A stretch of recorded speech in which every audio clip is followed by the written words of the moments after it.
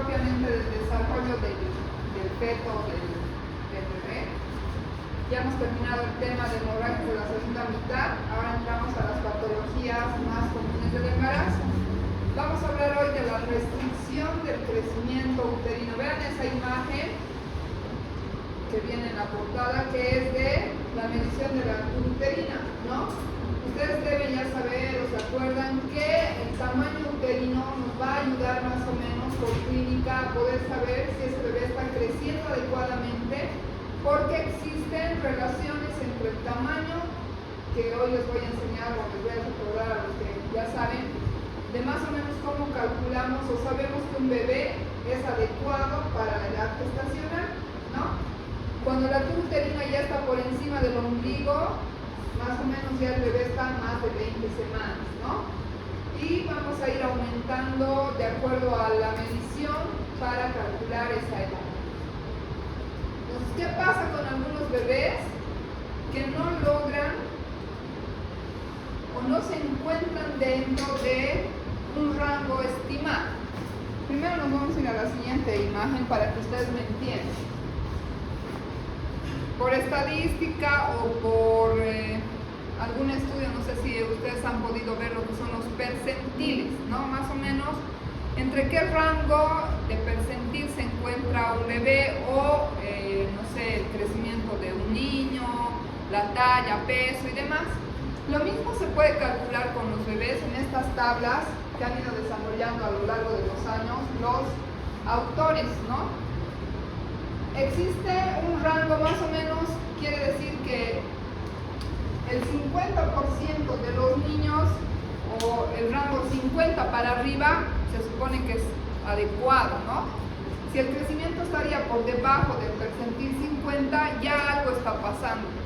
Pero para esta patología en específico, tomamos en cuenta el percentil 10, ¿no? Entonces, todos aquellos niños, en todos los países primero se van haciendo tablas de crecimiento de acuerdo a la etnia, cómo es su nutrición y demás, para ir tomando las medias de los niños. Por decirles, no sé, en Bolivia tenemos una media de entre 2.500 a 3.500, que es adecuado para la edad gestacional. No sé, en Estados Unidos puede ser un poco más, de acuerdo a su alimentación, a su raza y demás. Entonces así se han ido estableciendo las medias del crecimiento de los bebés. Y todos aquellos bebés que se encuentren por debajo del percentil 10 serían considerados restringidos. O sea que por encima del percentil 50 más o menos están dentro de la media de lo ideal, esos niños son normales. Pero aquellos que se encuentren por debajo del percentil 10 van a ser los que tengan de crecimiento. Es decir, que por decirles, para las 38 semanas, un bebé debería pesar aproximadamente de 3.500 para arriba, ¿no? Si ustedes ven la línea de 38 semanas, por encima del percentil 50, está más o menos de 3.300, 3.400. Pero ¿qué pasa si nosotros tenemos a un bebé de una mamá desnutrida, no sé, con patologías de base, que a las 38 semanas tenía un peso del bebé de 2.000 gramos? Vean ustedes que la línea estaría acá. Entonces ese bebé está por debajo del percentil 10, o sea, es un bebé pequeñito que no ha desarrollado adecuadamente para esa edad gestacional. Entonces así es que se define, de acuerdo a los colegios de obstetricia y ginecología, a la restricción de crecimiento intrauterino. Lo ideal sería que estén incluso en el percentil 90, ¿no? Que sean bien gorditos y bonitos.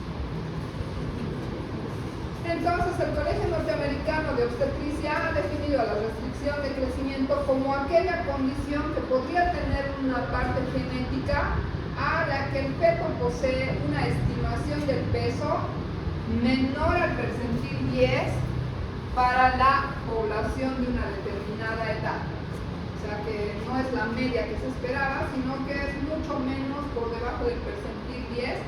Y me más o menos un 2.5 al 10% de estos bebés o de los bebés pueden tener esta restricción, ¿no?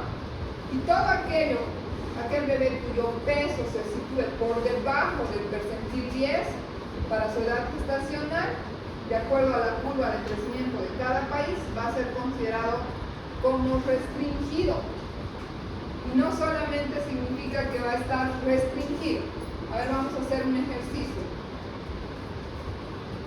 Un bebé a las 36 semanas tiene un peso de más o menos 3,200. Nosotros nos vamos a la curva, estaría ahí. ¿Este bebé está adecuado o está bajo? Está adecuado, ¿no? Porque está por encima del percentil 50.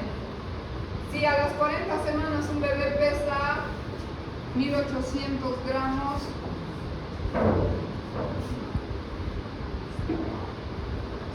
ese sí estaría súper restringido, ¿no? Incluso miren, por debajo del percentil 2.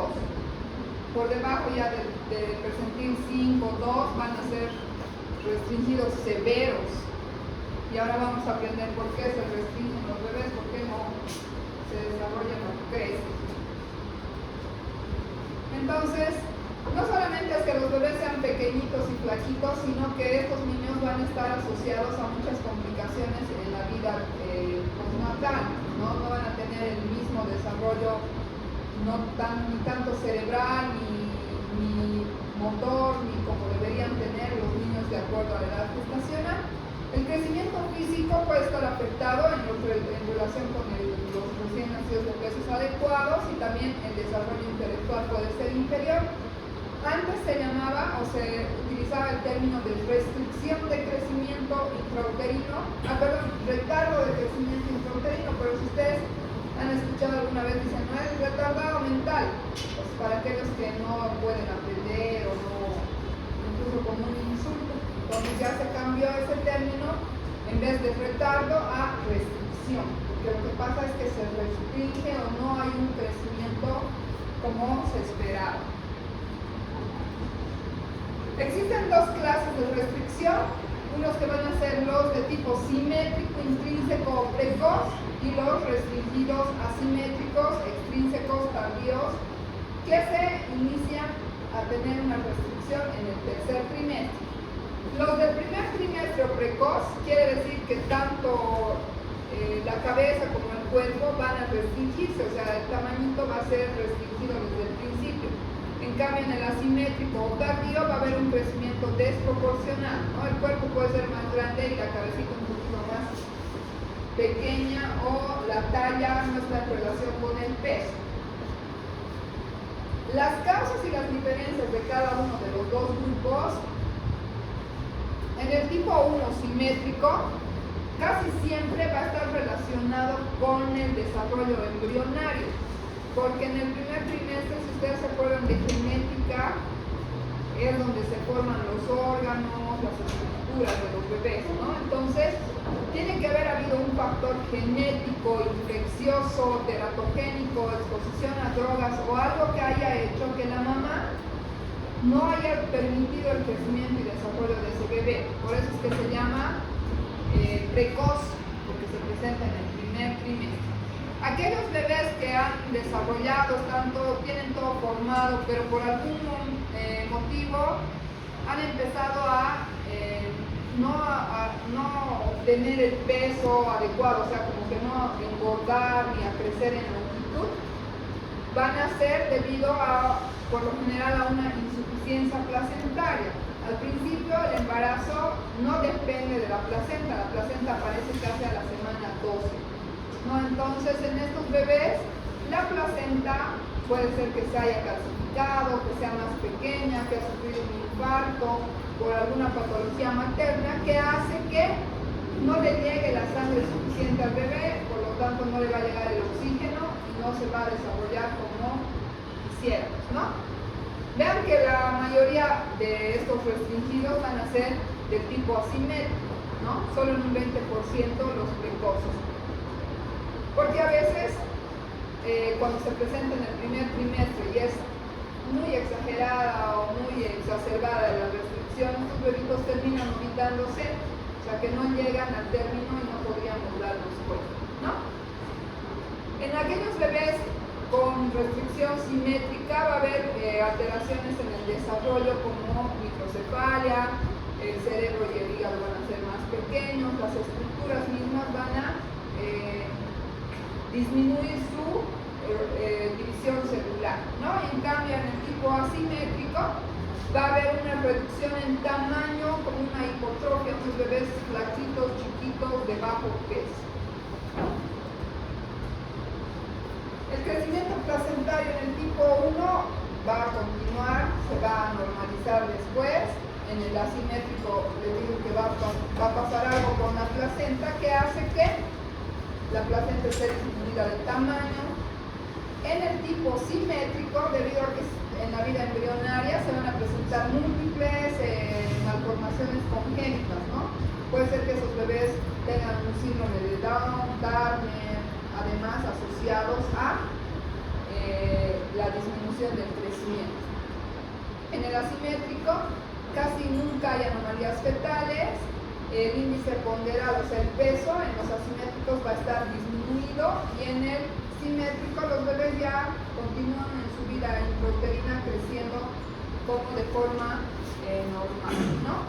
Y el crecimiento postnatal, como les decía, no solamente va a ser que el bebé no ha crecido dentro del útero, sino que cuando nace, los que han estado expuestos al tipo simétrico en la primera temprana edad, van a tener un crecimiento menos, o sea, van a ser pequeñitos, más delgados. En cambio, los del tipo asimétrico, casi a los 6 meses al año, logran obtener crecimientos ponderables adecuados, como el resto de los niños.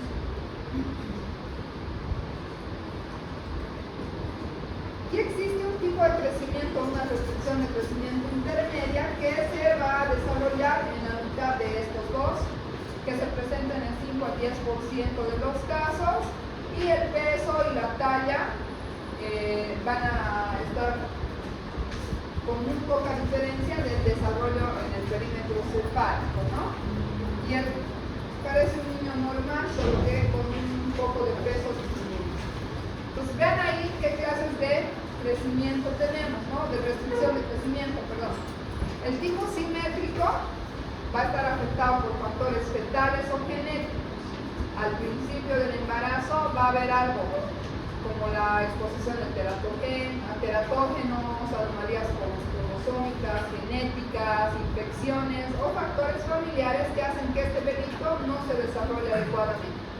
En el tipo intermedio más se va a caracterizar porque la mamá esté desnutrida, expuesta a drogas, a tabaco, alcohol. Y el tipo asimétrico va a estar más relacionada con patologías maternas que hacen que la placenta no le dé la nutrición suficiente en cuanto a la sangre y el oxígeno, ¿no? Pueden ser enfermedades renales, cardíacas, preeclampsia, diabetes.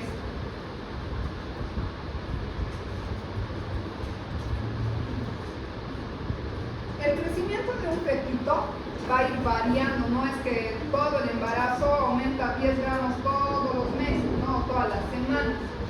Al principio, toda la función o el desarrollo del feto se va a caracterizar por la formación de los órganos, toda la energía y todas las células se multiplican, por lo que en el primer trimestre, no sé si se han fijado las ecografías, si lo han visto así como algunos a detalle, el bebé parece un marcianito, ¿no? Tiene un cuerpo pequeño y una cabeza grande. Es porque le da mayor prioridad al desarrollo cerebral en esa época, desde la embriogénesis, ¿no? El polo cefálico es más grande.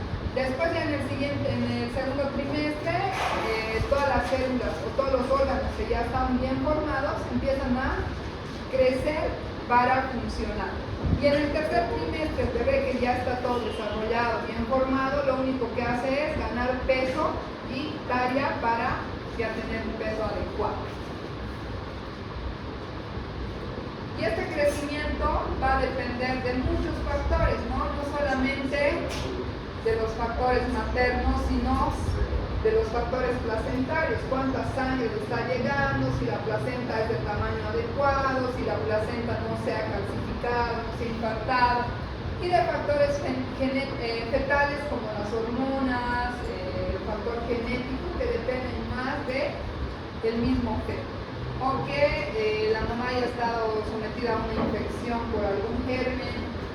Y en los embarazos múltiples han debido ver, o vamos a ver en el tema siguiente, que la mayoría de los bebitos no logran, quizás por la falta de espacio, una sola placenta que tiene que dividirse en 2 o 3, hace que los bebitos por naturaleza sean más pequeños o no lleguen a crecer como un bebé de término, ¿no? No va a haber dos bebés de 3 kilos 500, eso la mayoría llegan a pesar 2,500, 2,400, 2,300. Entonces, dentro de la etiología, especialmente en las del primer trimestre o el simétrico, en el precoz, van a estar las alteraciones cromosómicas como el síndrome de Down, Patau, Turner, las trisomías, las delecciones, y los bebés casi nunca llegan a nacer porque han estado sometidos a algo que los malforma, ¿no? Estos pueden terminar en un aborto. Las alteraciones hormonales fetales. Los bebés dependen al principio de las hormonas maternas como la insulina, la glucosa, el factor de crecimiento, los glucocorticoides, ¿no? Entonces cualquier patología materna puede hacer que estos tengan alteraciones en estas hormonas y por lo tanto no crezcan como deben. Las causas infecciosas, las enfermedades más comunes, toxoplasmosis, citomegalovirus, rubiola, herpes, hepatitis, toxoplasmosis, chagas. Por eso es que en el control prenatal, siempre en el primero pedimos todas estas serologías para tratar de descartar y si en caso hubiera presencia, hacer un tratamiento para evitar que al feto le cause este tipo de enfermedades, ¿no? La exposición a fármacos como las tetraciclinas, talidomida, el metrotexato, que ya ustedes lo han conocido como quimioterápico, ¿no? En algunas patologías de la embarazada, las hidantoínas, las pacientes que casi siempre al principio puede ser que no sepan que están embarazadas y consumen estos medicamentos, tendrán más riesgo de hacer una restricción de tipo precoz, ¿no? De tipo 1. Los fármacos o también el alcohol. Las mamás que no saben que están embarazadas, las jóvenes especialmente, van las primeras semanas felices de fiesta y depende mucho de la cantidad y de la dosis que hayan ingerido, ¿no? Pueden también afectar y producir síndromes alcohólicos fetales y restricciones de crecimiento.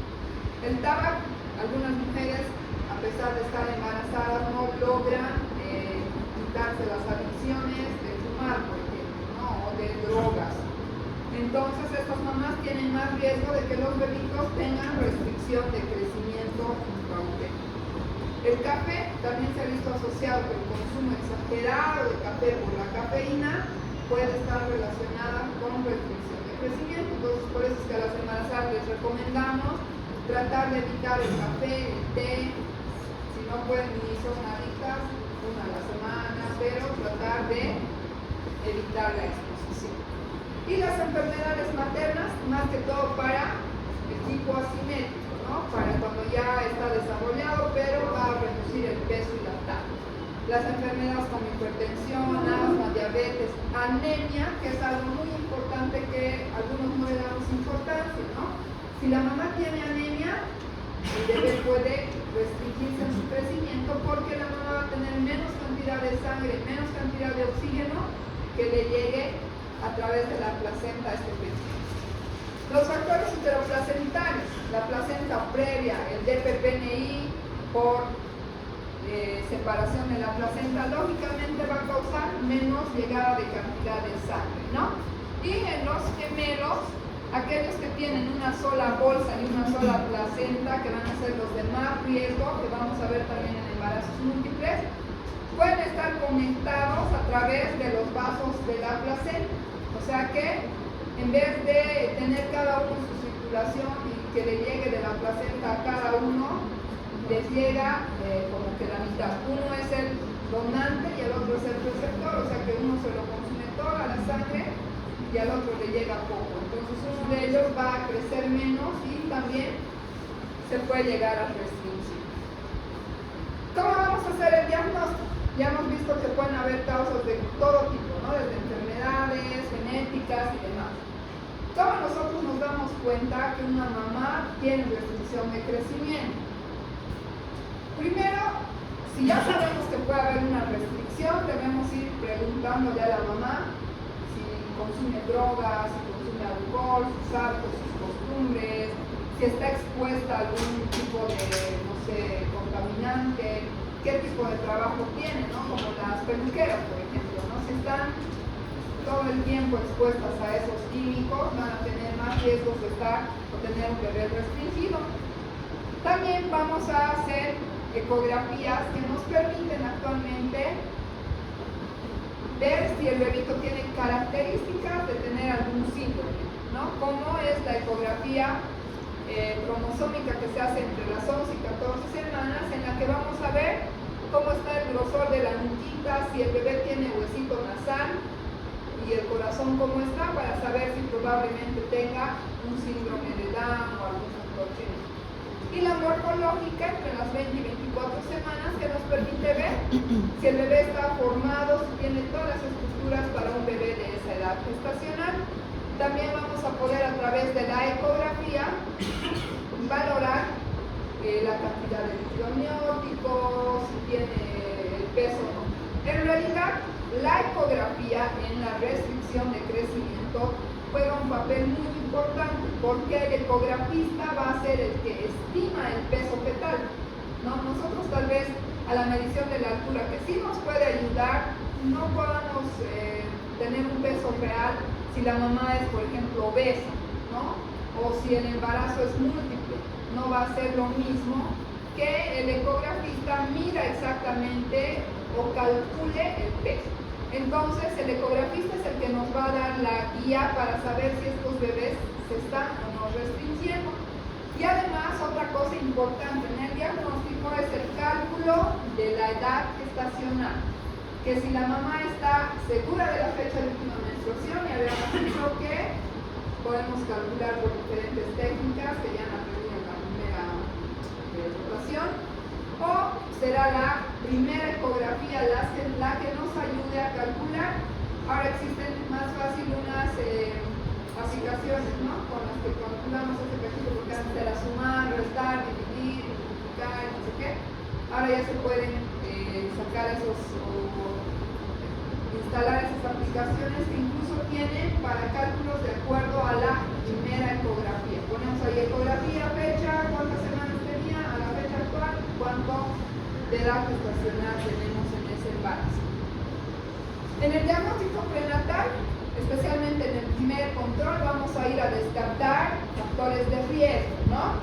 Como ver si hay alguna patología. Si le pedimos los laboratorios, podríamos ver ahí que es Chagas positivo, no sé, que tiene citomegalovirus, toxoplasma, que ya nos ayudan a nosotros a hacer más o menos el diagnóstico y el tratamiento para modificar eso y que el bebé no se nos afecte.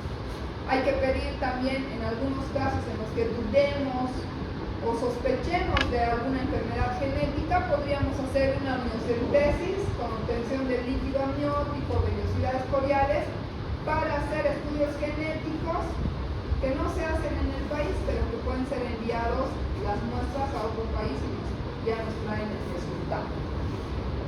Los factores socioeconómicos también van a ser importantes, ¿no? No va a ser lo mismo una mamá bien nutrida de la ciudad, que trabaja y gana su dinero, que una mamá joven, adolescente, que está en el campo y que está ocupada su embarazo. Entonces, para eso es importante el diagnóstico prenatal. El examen obstétrico, la observación y la palpación del abdomen nos va a permitir calcular, más o menos nos da la impresión de cómo está creciendo este bebé, y también el aumento del peso materno. ¿Han visto ustedes en los CLAPS o en los cartones prenatales? Hay una curva que dice altura uterina con edad gestacional y hay otra que dice edad gestacional y peso materno.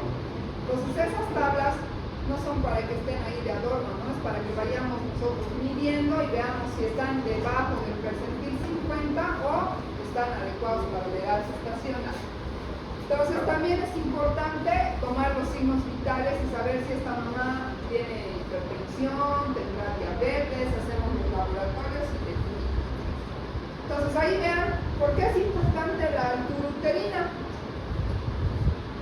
Semanas de gestación y altura de fondo uterino, ¿no? Igual vamos a tener una idea nosotros de la altura y la edad. Por ejemplo, si una mamá viene a las 25 semanas de edad gestacional, ¿cuánto tendría que ya tener para las 25 semanas? ¿Se acuerdan? Por mes 4 centímetros, dice. Este es el ombligo, ¿no? Ahí está la síntesis del pubis. La medición, primero recuerden, de la altura uterina se la realiza desde la síntesis del pubis, o sea, del huesito que ustedes toquen ahí en la pelvis, hasta el fondo uterino. Hasta dónde va a llegar la altura uterina, ¿no? Ponen ahí un dedo, avanzan y van avanzando. Más o menos las primeras semanas no se logra palpar el útero porque está creciendo aquí abajo, ¿no? Cuando ya se logra palpar, más o menos la paciente tiene entre 12 y 15 semanas. Cuando ya se palpa por encima de la sínfisis, nosotros podríamos aumentar 3 a la medición.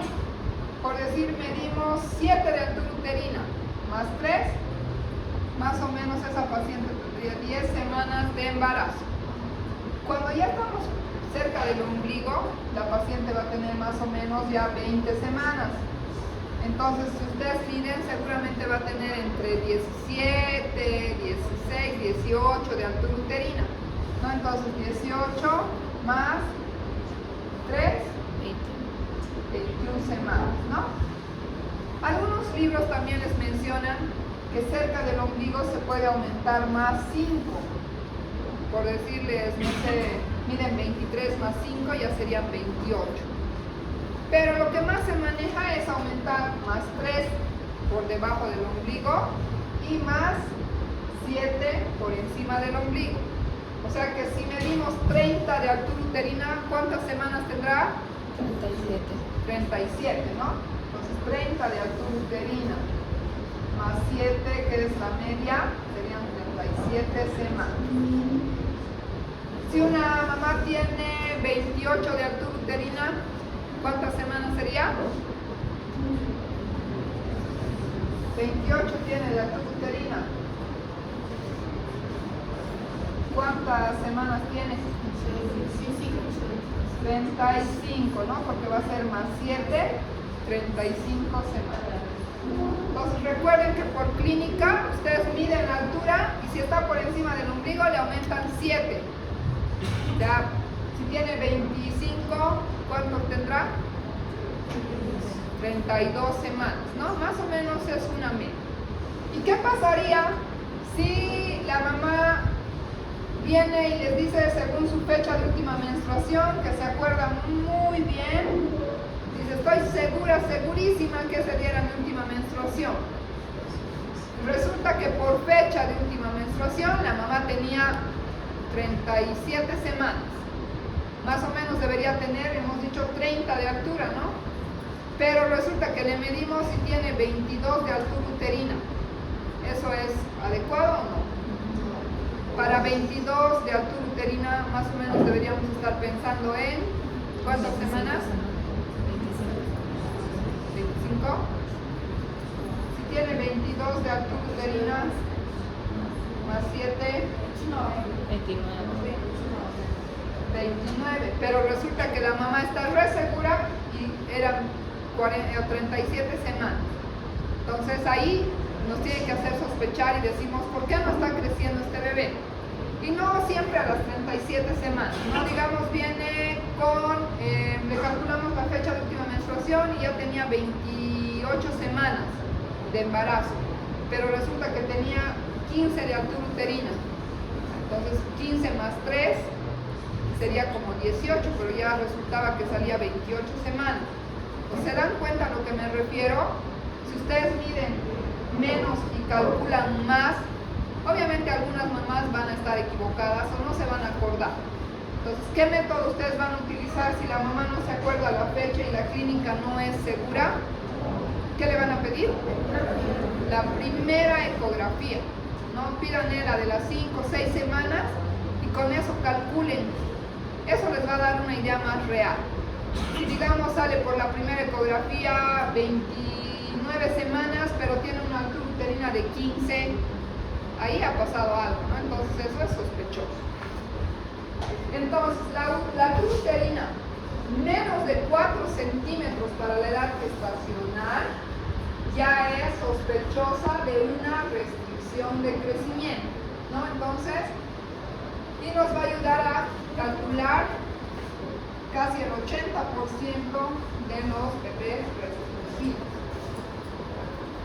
Entonces, vean ustedes acá cómo va a ser la estimación clínica del peso fetal. Obviamente vamos a confirmar el diagnóstico cuando el bebé nazca. O sea, no hemos hecho nada, no hemos sospechado por ecografía, la altura era pequeña, le hemos dejado seguir al bebé como está ahí en el medio intrauterino y resulta que nace. Entonces, cuando nace va a ser la única manera de confirmar porque van a hacer la evaluación de las características del peso, talla y demás y nos va a salir la estimación de acuerdo a la edad gestacional, ¿no? Entonces hay un error, o vean ustedes, igual existen percentiles para el peso al nacimiento. Ya han debido ver o escuchar que el pediatra dice, no, pequeño para la edad gestacional, adecuado para la edad gestacional, o grande para la edad gestacional. Y es porque también existen tablas de pesos aproximados de acuerdo a los percentiles. Vean que para un bebé de 37 semanas, la media debería ser 3.060 gramos cuando nace, ¿no? Y aquellos que estén por debajo del percentil 10 van a pesar menos de 2.500. Y los que estén por encima van a pesar más de 3.500. O sea, los gorditos, que no son gorditos, pero ha pasado algo para que tengan más peso, ¿no? Para las 40 semanas, el bebé debería pesar 3.500, pero si está restringido puede pesar 3 kilos. Aunque en eso no se nota mucho la diferencia, ¿no? Porque ya están dentro del rango esperado.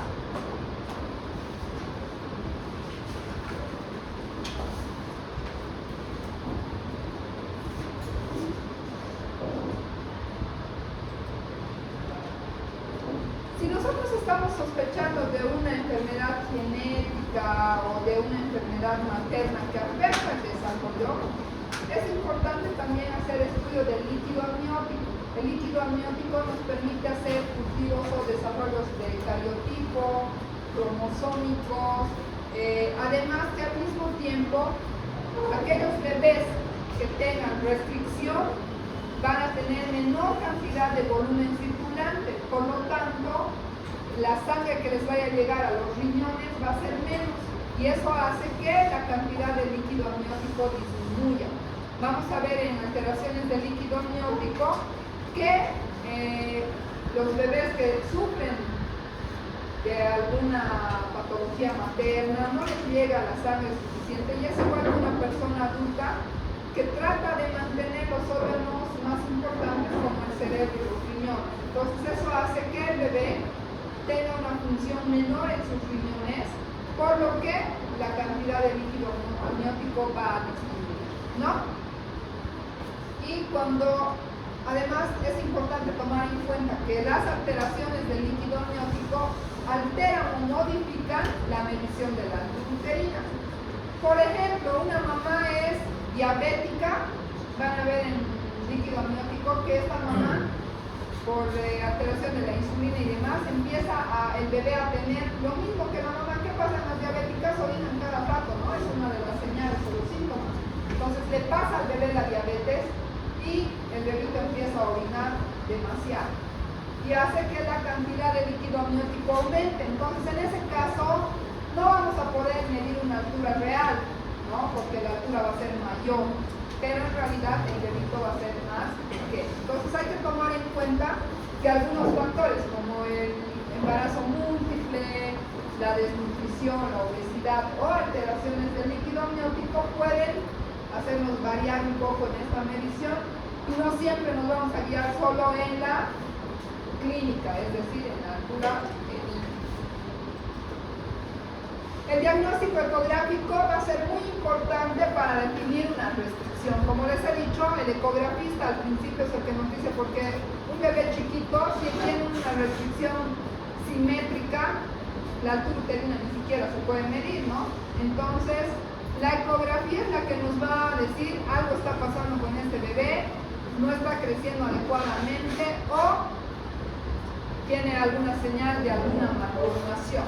Entonces, la medición del diámetro biparietal, que es la medición en la cabecita, o la circunferencia abdominal, nos permiten, junto con la longitud femoral, determinar el peso estimado por ecografía, y eso lo hacen los ecografistas, para podernos guiar o saber si existe restricción de crecimiento.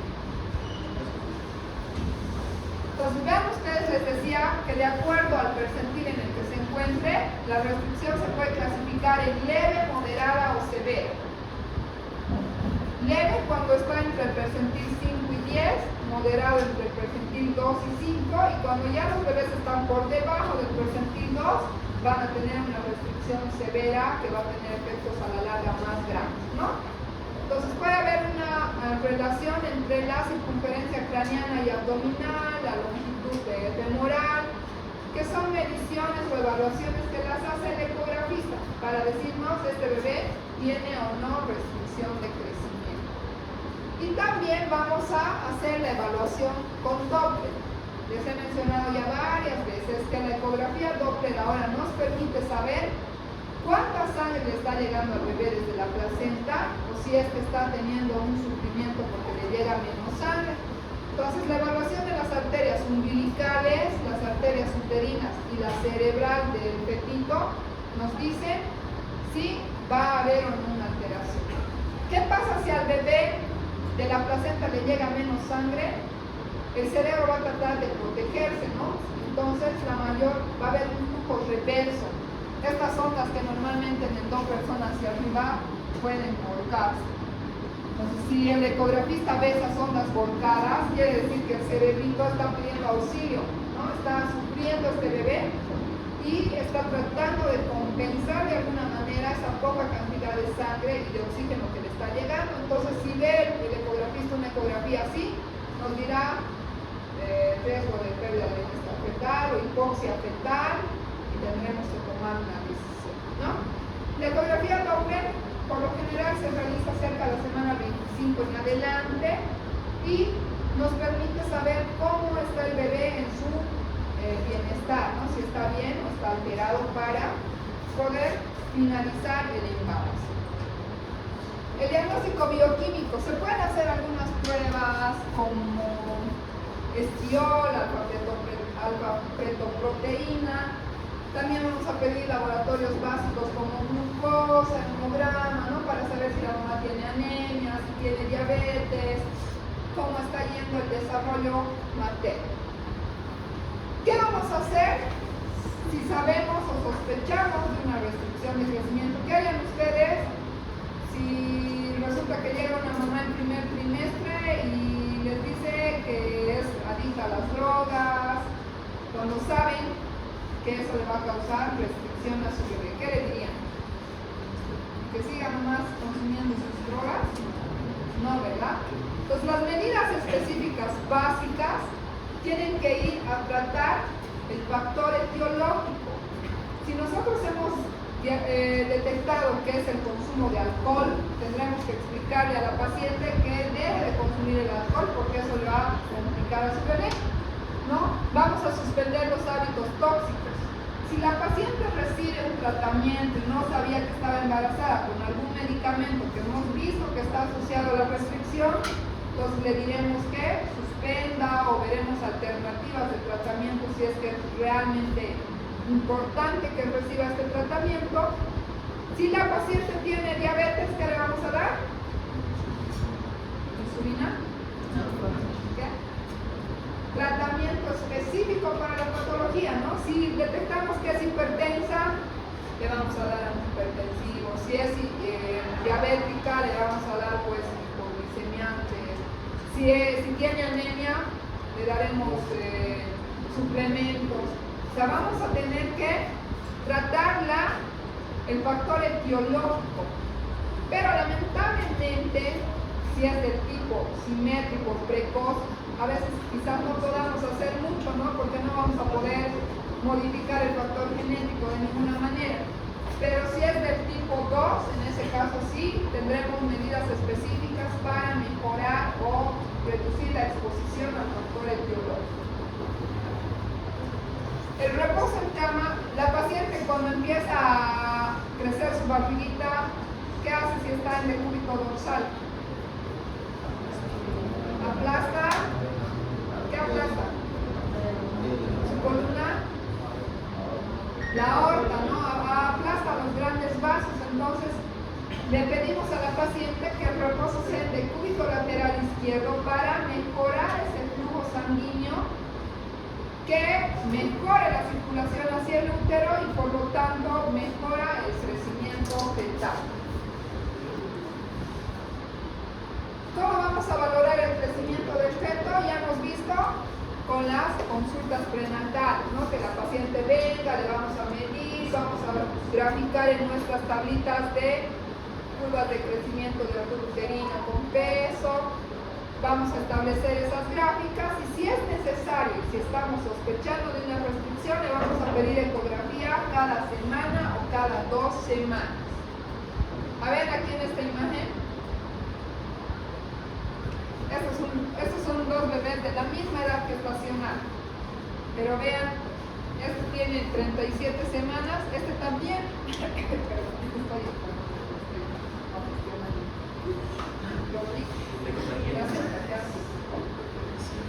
Entonces, vean, este bebito también tiene 37 semanas por edad gestacional, pero vean la diferencia del peso, talla y de complicaciones que pueda tener. ¿Cómo vamos a valorar el estado fetal?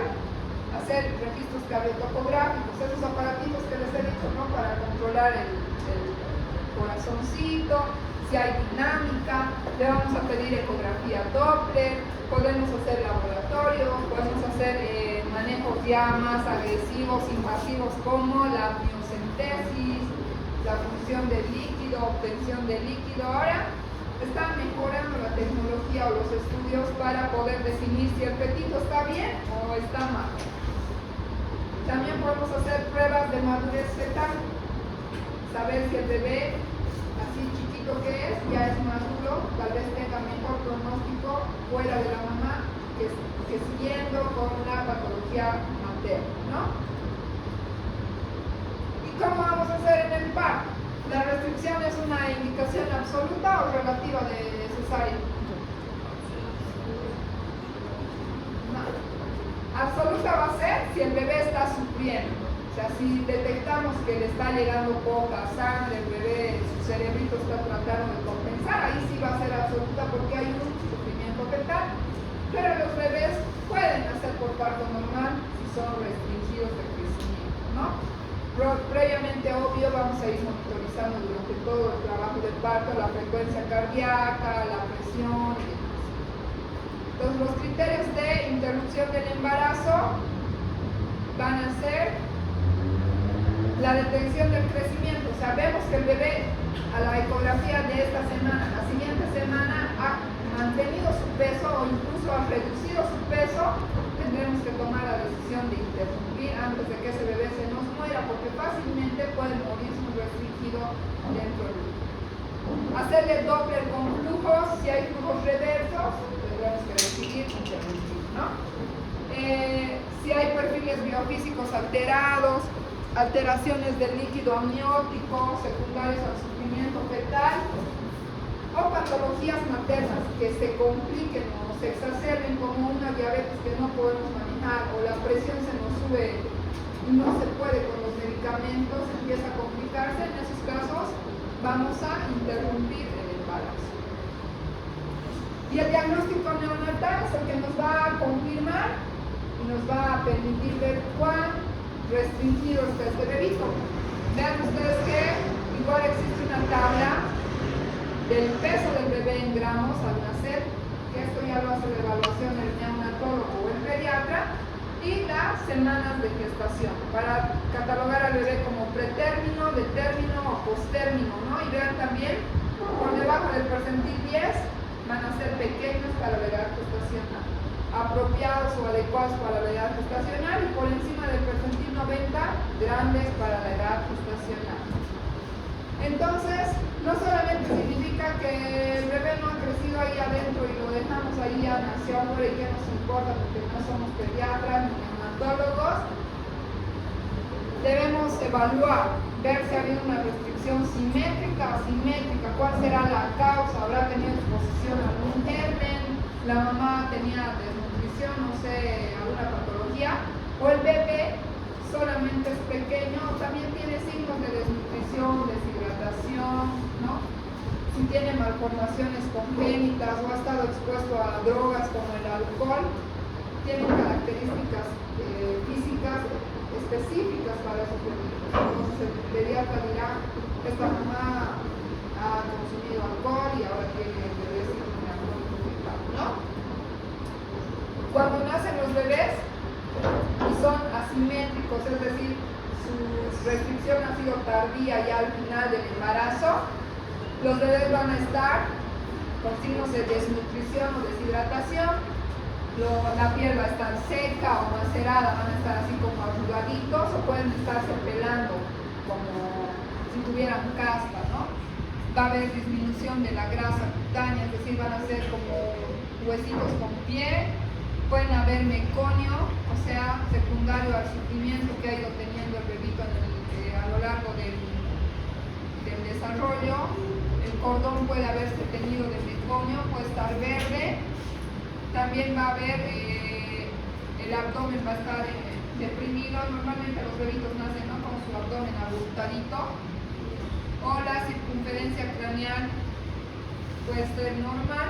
Porque les he dicho que el bebé ha tratado de proteger su cerebro, que va a ser el órgano más cortado. La placenta.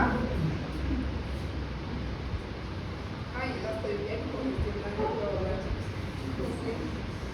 Creo que Kleenex porque no sabía que me iba a la placenta.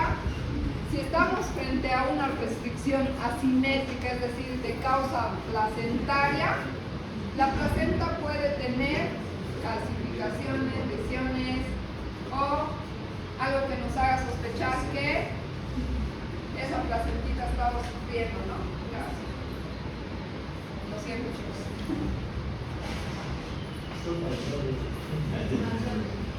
Ni siquiera hay moco, o sea, no se siento aquí. Y estas placentas deben ser enviadas a estudio histopatológico, ¿no?, a saber si ha habido o no alguna infarto o alguna lesión. Al bebé cuando nace igual le vamos a hacer pruebas de laboratorio, glicemia, hematocrito, ver si tiene anemia, si tiene hipoproteinemia, hipoinsulinemia.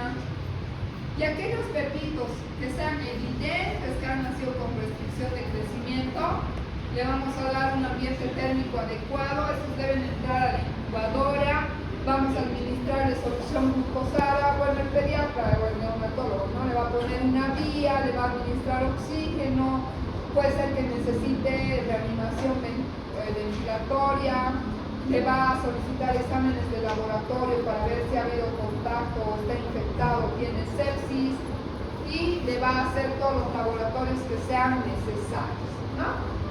Las complicaciones, estos bebés pequeñitos tienen más riesgo de hacer neumotórax, neumonía, neumopericardio, derrames cerebrales, hipertensiones pulmonares, porque si bien son